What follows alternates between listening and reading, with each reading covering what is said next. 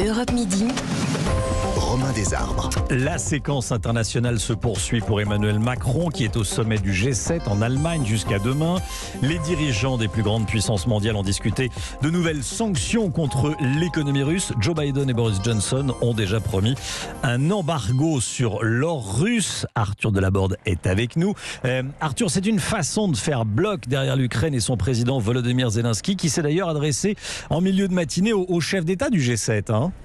Oui, il les a d'abord alertés sur la dégradation de la situation sur le terrain au lendemain de nouveaux bombardements sur Kiev, citant des chiffres alarmants. Jusqu'à présent, selon lui, 15 missiles russes étaient tirés en moyenne par jour en Ukraine et c'est monté à 62 pour la seule journée d'hier.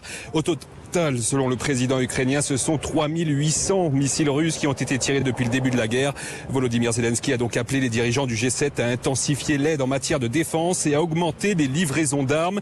Il s'est aussi inquiété des conséquences du conflit en matière de sécurité alimentaire, soulignant le besoin de débloquer au plus vite les exportations agricoles du pays. Selon l'ONU, 22 millions de tonnes de céréales sont actuellement dans les silos en Ukraine. Or, il y a un besoin urgent de faire de la place pour les prochaines récoltes, autrement dit de sortir les grains et trouver des capacités de stockage. Le président ukrainien a aussi renouvelé son appel à intensifier les sanctions contre la Russie. Et en conclusion, un peu plus de 4 mois après le début du conflit, Volodymyr Zelensky a expliqué qu'il fallait absolument tout faire pour que la guerre soit achevée d'ici la fin de l'année.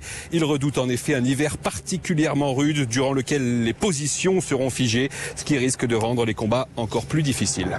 Merci beaucoup Arthur. Arthur Delaborde, envoyé spécial d'Europe 1, donc en Allemagne, au château d'Elmo, en Bavière, donc pour suivre ce sommet du G7.